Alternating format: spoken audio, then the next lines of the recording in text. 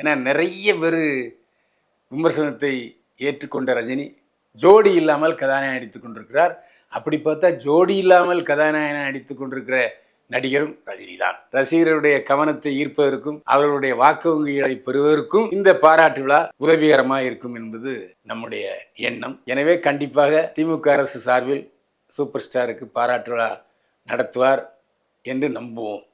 சரி, இதுக்கு முன்னால ஏதாவது இப்படி உதாரணம் இருக்கிறது என்று சொன்னால், மாண்புமிகு முதல்வர் புரட்சியாளர் எம்ஜிஆர் அவர்கள் முதல்வராக இருக்கும் பொழுது தன்னுடைய அதிமுக சார்பிலே பாரதி ராஜா எழுதி இயக்கிய அலைகள் ஓய்வில்லை படத்துக்கு பாராட்டு விழா நடத்தினார். அதுக்கப்புறம் நடிகர் திலகத்துக்கு சிவாஜி கணேசனுக்கு பாராட்டு நடத்தினார் முதல்வர் ஜெயலலிதா அவர்கள். அதனால எம்ஜிஆரும் ஜெயலலிதாவும் ஏற்கனவே இதற்கு உதாரணமாக திகழ்கிறார்கள். எனவே திமுக சார்பில் ரஜினிகாந்துக்கு பாராட்டு நடத்துவதை யாரும் எதிர்க்க மாட்டார்கள். நேற்றும் 50வது ஆண்டு பொன்விழாவை ஒட்டி மாண்புமிகு எதிர்க்கட்சித் தலைவர் அதிமுக பொதுச் செயலாளர் எடப்பாடி பழனிசாமி